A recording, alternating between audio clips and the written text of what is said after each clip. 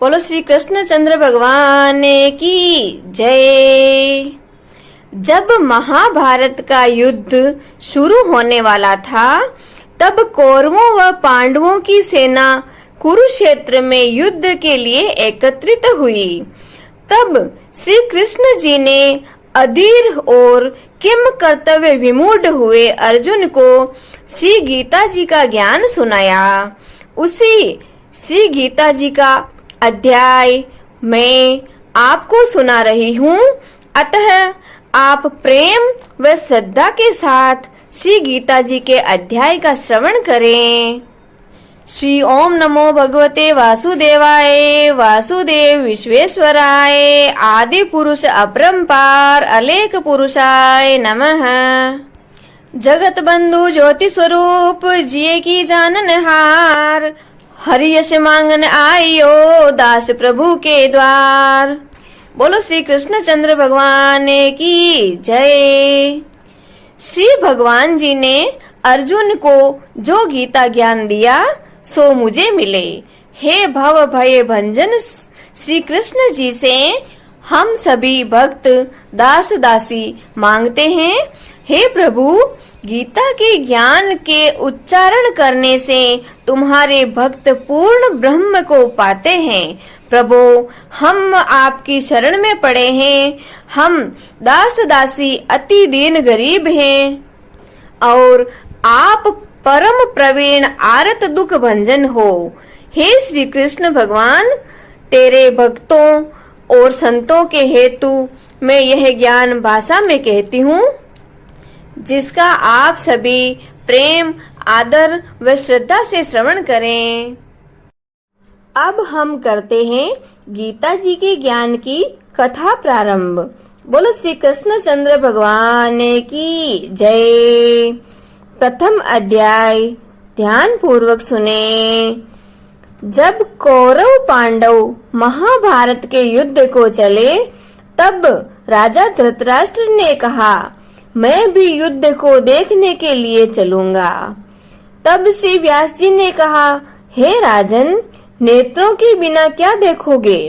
राजा धृतराष्ट्र ने कहा, देखूंगा नहीं तो श्रवण तो करूंगा। तब व्यास जी ने कहा, हे राजन, तेरा सारथी संजय जो कुछ महाभारत के युद्ध की लीला कुरुक्षेत्र में होगी सो यहाँ बैठे ही श्रवण करावेगा। व्यास जी के मुख से यह वचन सुनकर संजय ने विनती करी, हे प्रभु, यहाँ हस्तिनापुर में बैठे कुरुक्षेत्र की लीला कैसे जानूंगा तथा राजा को किस भांति कहूंगा। तब व्यास जी ने संजय को यह वचन कहा, हे संजय, मेरी कृपा से तुझे यहाँ ही सब कुछ दिखाई देगा। व्यास जी के इतना कहते ही संजय की दिव्य दृष्टि हो गई और बुद्धि भी दिव्य हो गई। अब आगे महाभारत का कौतुक कहते हैं, सो सुनो। 7 अक्षौहिणी सेना पांडवों की और 11 अक्षौहिणी सेना कौरवों की, ये दोनों सेनाएं कुरुक्षेत्र में जब एकत्र हुई, तब धृतराष्ट्र ने पूछा, हे संजय, धर्म के क्षेत्र कुरुक्षेत्र में युद्ध की इच्छा से एकत्र हुए मेरे और पांडु के पुत्रों ने क्या किया? संजय ने कहा, पांडवों की सेना को व्यूहित देखकर दुर्योधन आचार्य द्रोण के समीप जाकर कहने लगे, हे आचार्य, देखिए आपके शिष्य बुद्धिमान द्रुपद पुत्र ने पांडवों की बड़ी सेना की कैसी व्यूह रचना की है।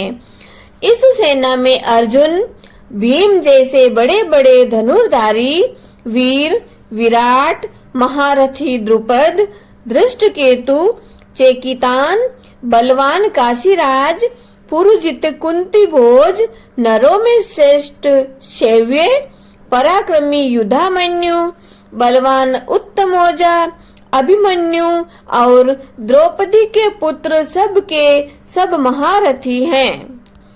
हे ब्राह्मण श्रेष्ठ, आपके स्मरणार्थ अब मैं अपनी सेना के प्रधान सेनापतियों के नाम बताता हूँ। आप भीष्म, कर्ण, युद्ध विजयी कृपाचार्य, अश्वत्थामा, विकर्ण, सोमदत्त का पुत्र भूरिश्रवा और बहुत से शूरवीर मेरे लिए प्राण तक देने के लिए तैयार हैं। ये लोग शस्त्र चलाने में अति निपुण हैं। हमारी सेना को, जिसके भीष्म रक्षक हैं, अपरिमित बल है और उनकी सेना, जिसके भीम रक्षक हैं, थोड़ा बल है। अब आप सब अपने अपने मोर्चों पर सावधान रहकर सेनापति की रक्षा कीजिए। भीष्म पितामह ने दुर्योधन को प्रसन्न करते हुए शंखनाद बजाया। फिर वहां चारों ओर शंख, नगाड़े, ढोल, गोमुख आदि बजने लगे, जिनका बड़ा भयंकर शब्द हुआ। जिसके अनंतर श्री कृष्ण और पांडव अर्जुन ने दिव्य शंखों को बजाया। श्री कृष्ण ने पांचजन्य और अर्जुन ने भी देवदत्त नामक शंख को और भीषण कर्म करने वाले भीम ने पौंड्रिक नामक बड़े शंख को बजाया। कुंती पुत्र राजा युधिष्ठिर ने अनंत विजय, नकुल ने सुघोष और सहदेव ने मणि पुष्पक और धनुर्धर काशीराज, शिखंडी, धृष्टद्युम्न विराट, अपराजित सात्यकी, राजा द्रुपद और द्रौपदी के पांचों पुत्र और महाबाहु अभिमन्यु, इन सब वीरों ने अपने अपने शंखों को बजाया। उन शंखों के भारी शब्द से आकाश और पृथ्वी गूंज उठे और धृतराष्ट्र के पुत्रों के हृदय कांप उठे।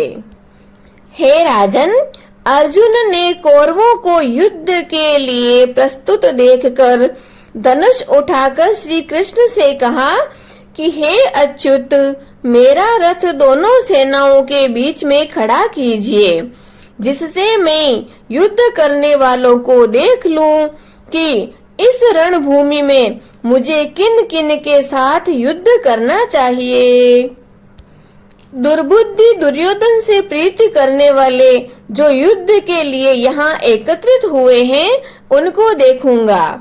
संजय ने कहा, हे राजन, अर्जुन की बात सुनकर श्री कृष्ण ने भीष्म, द्रोण आदि वीरों के सामने उत्तम रथ को खड़ा करके कहा कि हे वीर, युद्ध के लिए उद्यत इन कौरवों को देख लो।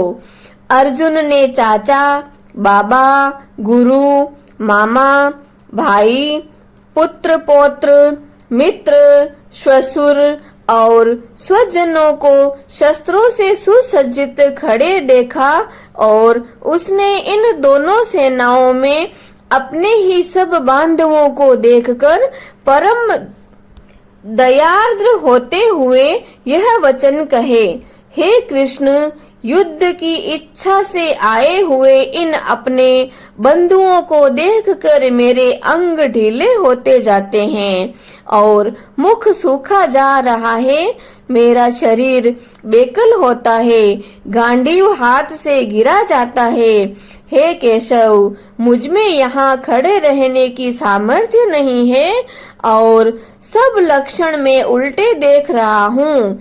संग्राम में अपने स्वजनों का वध करके कोई लाभ नहीं होगा।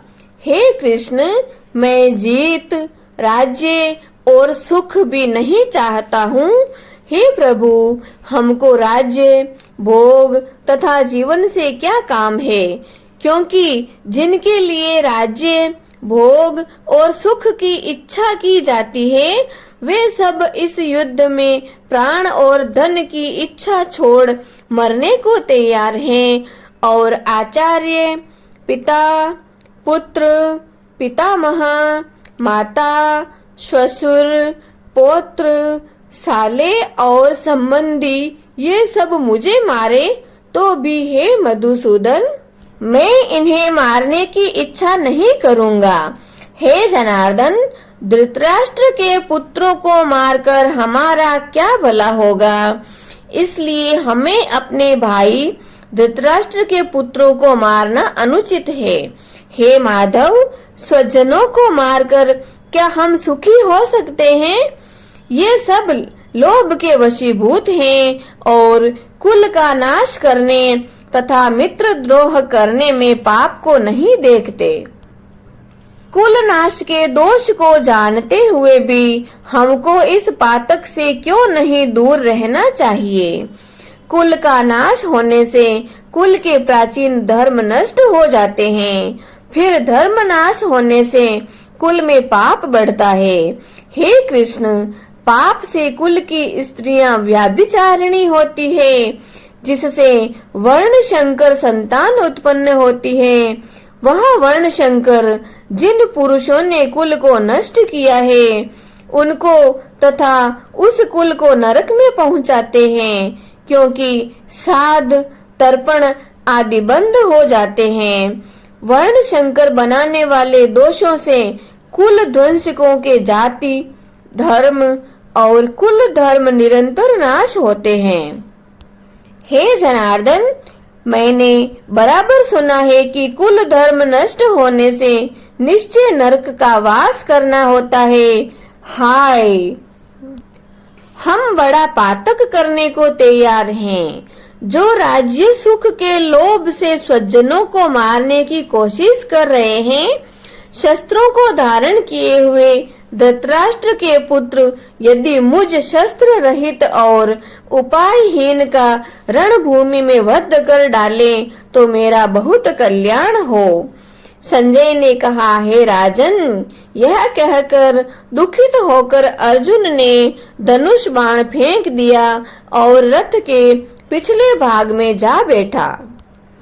इति श्रीमद् भगवद गीतासु उपनिषद सुब्रह्म विद्या योग शास्त्रे श्री कृष्ण अर्जुन संवादे विषाद योगी नाम प्रथमो अध्याय संपूर्णम।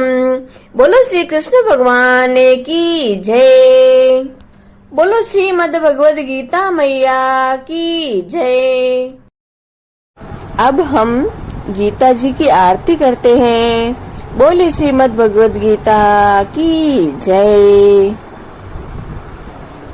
जय गीता माता श्री जय गीता माता, सुख करणी दुख हरणी, सुख करणी दुख हरणी, तुमको जग गाता जय गीता माता। जय गीता माता मैया, जय गीता माता, सुख करणी दुख हरणी, सुख करणी दुख हरणी, तुमको जगे गाता जय गीता माता। अज्ञान मोह ममता को छिन में नाश करे, ओ मैया पल में नाश करे। सत्य ज्ञान का मन में, सत्य ज्ञान का मन में तू प्रकाश करे जय गीता माता। शरण मेरे जो आवे तेरी मति प्राप्त करे, ओ मैया तेरी मति ग्रहण करे।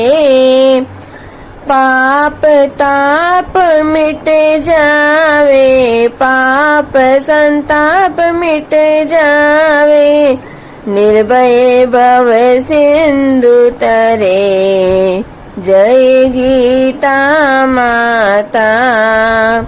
रण क्षेत्र में अर्जुन जब शोकाधीर हुआ, ओ मैया शोकाधीर हुआ, कर्तव्य कर्म तज बैठा, कर्तव्य कर्म तज बैठा, बहुत मलिन हुआ। जय गीता माता। तब कृष्ण चंद्र के मुख से तूने अवतार लिया, ओ मैया तुमने अवतार लिया। तत्व बात समझा कर, सार बात समझा कर, उसका उद्धार किया। जय गीता माता। शरीर जन्मते मरते, आत्मा विनाशी, ओ मैया आत्मा विनाशी। शरीर को दुख व्यापे, शरीर को दुख व्यापे, आत्मा सुख राशि। जय गीता माता। अतः शरीर की ममता मन से त्याग करो मैया, हृदय से त्याग करो। आत्म ब्रह्म को चिन्हो, आत्म ब्रह्म को जानो, उससे अनुराग करो। जय गीता माता। निष्काम कर्म नित्य करके, जग का उपकार करो मैया, सबका उपकार करो। फल वांछा को त्यागो, फल वांछा को त्यागो, सद्व्यवहार करो। जय गीता माता। मन को वश में करके, इच्छा त्याग करो मैया, तृष्णा त्याग करो। निष्काम जग में रह कर, निष्काम जग में रह कर, हरि से अनुराग करो। जय गीता माता। यह उपदेश तेरे जो नर नारी गावे, ओ मैया नर नारी मन में लावे। भगवन भव सागर से वह क्यों न तर जावे। जय गीता माता। जय गीता माता श्री जय गीता माता। ओ मैया जय गीता माता। ओ मैया जग की तुम दाता। सुख करणी दुख हरणी, सुख करणी दुख हरणी, तुमको सब गाता। ओ मैया तुमको जग गाता। जय गीता माता। बोले श्रीमद् भगवद गीता मैया की जय। श्री कृष्ण चंद्र भगवान की जय।